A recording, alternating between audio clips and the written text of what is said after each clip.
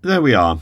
Today, I think the newspapers make it quite clear that Rachel Reeves is introducing Austerity Mark II, cloaked in whatever rhetoric of fiscal prudence she wants to invoke, but eerily reminiscent of past measures.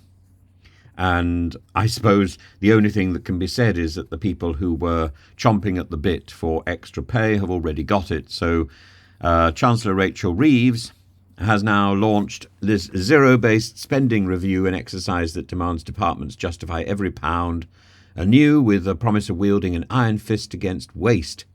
It's not a mere metaphor, it signals an era of fiscal restraint that will reverberate through every Whitehall corridor and beyond, and it's being financed, I suppose, by an investment in, I'm not sure who's going to pay for the private companies to come in and audit the entire length and breadth of Whitehall, but apparently it's being done privately. Departments must identify efficiency savings worth 5% of their budgets, a significant tightening of the fiscal belt, and panels of external experts, including senior bankers and think tank representatives, will oversee these budgets to determine what spending is considered necessary and what is not. One cannot help but note the irony. The Labour government, historically sceptical of private sector influence, is now inviting figures from Barclays and Lloyds to arbitrate public spending. The rhetoric is clear. Spending that does not align with Labour's 6 milestones or millstones will be slashed, and Reeves cites schemes like placing social workers in schools, dismissed as ineffective despite the complex long-term benefits such programmes might yield. Yet the question remains whether such cuts represent genuine efficiency or are a thinly veiled return to austerity. Of course, I know what I think. The broader implications are stark. Social care, education, other non-priority areas face the axe. As Liberal Democrat Treasury spokesperson Daisy Cooper has aptly warned, such cuts may be a false economy storing up greater costs for the future, as we saw with the first austerity wave under the Conservatives. The Labour government's milestones, building 1.5 million homes, cutting NHS waiting times to 18 weeks, it's very interesting. Sorting out the NHS has come down to a trope about cutting waiting times to 18 weeks. Well, 18 weeks is significant if you have a serious illness. 18 weeks is too late. Hiring 13,000 police officers. To do what? I went to the police station yesterday. It was closed.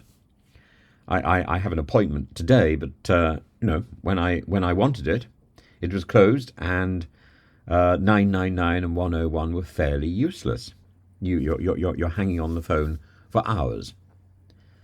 Hiring the 13,000 police officers, where are they coming from? Are they the people who don't want to be teachers? But these goals come with significant costs, and Reeves's refusal to entertain further tax rises or borrowing raises critical questions. Can a government simultaneously slash departmental budgets and deliver transformative change? Or are these milestones a mirage designed to mask the blunt force of fiscal tightening? Are they, in fact, simply another version of Rishi Sunak's promises? Promises. Unsurprisingly, the opposition has seized on this. The Conservatives accuse Reeves of pandering to union paymasters, with inflation-busting sector pay rises, while failing to address welfare and public sector inefficiencies. And meanwhile, Starmer's hesitant response to questions about tax and spending indicates unease within Labour ranks. Is this new era of cuts a tactical concession to fiscal conservatives or a strategic misstep? And for all the talk of reforming public services, this review feels like austerity reborn. A resurgence of austerity, not a reform of public services. The Labour government risks repeating history where cuts to public services erode trust and outcomes while undermining the very priorities that they claim to champion. Reeves's focus on value for money must be balanced with an understanding of long-term social needs, or the Labour government risks alienating its base and those who look to them for progress, not retreat.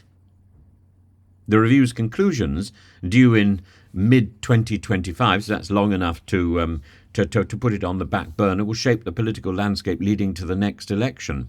If Labour can walk this fiscal tightrope, delivering on its milestones while avoiding fallout from austerity, it could secure credibility with both voters and with the markets. But failure risks a backlash that could undo the very plan for change Reeves and Starmer so passionately champion. Reeves may promise a rewiring of the public finances, but it feels like less like an innovative rebuild and more like austerity repackaged. It's not merely waste that must be eradicated, but also the danger of government driven by accountants at the expense of vision that needs to be addressed. So when scrutinising these measures, one should ask whether this iron fist will shape a stronger, fairer state. Will Rachel Reeves, as the new Iron Lady, simply tighten her grip on those who need support the most? Will this pressure cooker of New Labour simply suffocate or burn anybody within reach of it? Bubble, bubble, toil and trouble.